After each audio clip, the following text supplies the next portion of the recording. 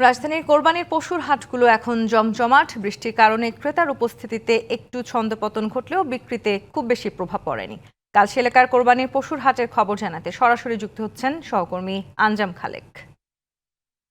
খালেক, হাটের অবস্থা কেমন দেখছেন? বৃষ্টির আসলে কোনো প্রভাব পড়েছে কিনা হাটে? ক্রেতা বিক্রেতারা কি বলছেন জানাবেন আমাদের। আপনি যেমনটি বলছিলেন, আসলে বৃষ্টির কারণে সকাল থেকে দুপুর নাগাদ কিছুটা প্রভাব পড়েছিল। ক্রেতাদের উপস্থিতি ছিল কম, তবে বিকাল থেকে আসলে ক্রেতাদের উপস্থিতি অনেক বেড়ে গেছে। আমার পেছনে দেখতে পাচ্ছেন যে গরু কোরবানির জন্য যে পশু, গরু থেকে শুরু করে খাসি সহ সব পশুই কিন্তু এই হাটে পর্যাপ্ত পরিমাণে রয়েছে। ক্রেতারা যেমনটি বলছেন যে আসলে কোরবানির পশুর দামও তাদের নাগালের মধ্যে রয়েছে। ইতিমধ্যে আমরা দেখেছি যে অসংখ্য ক্রেতার কিন্তু তাদের পছন্দের পশু কিনে বাড়ি ফিরেছেন। হাটেও কিন্তু এখনো পর্যন্ত অনেক কোরবানির পশু রয়েছে এবং দামও অনেকটাই নাগালের মধ্যে। আমরা একজন হাট কর্তৃপক্ষের একজনের সাথে কথা বলতে চাই যে আপনার এখানে আসলে কি কি ধরনের কোরবানির পশুর চাহিদা বেশি দেখছেন? এখানে মূলত কালশী পশুর হাট, যেটা এটা ফ্যামিলি হাট বলে আর কি। এই এলাকায় 50,000 গ্রাহক আছে, চারপাশে গ্রাহকের অভাব নাই।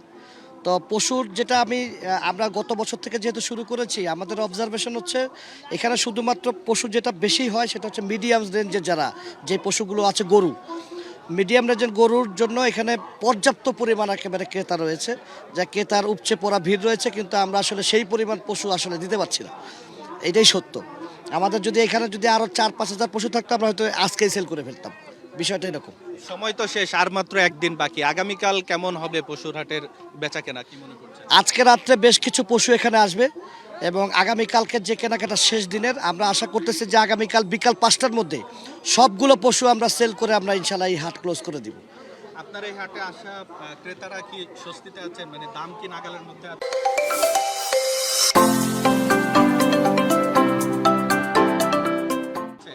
দামটা আমরা পুরোপুরি ছেড়ে দিয়েছি বিক্রেতা এবং ক্রেতার মধ্যে। এখানে তৃতীয় পক্ষ বলতে এই হাটে কিছু নাই।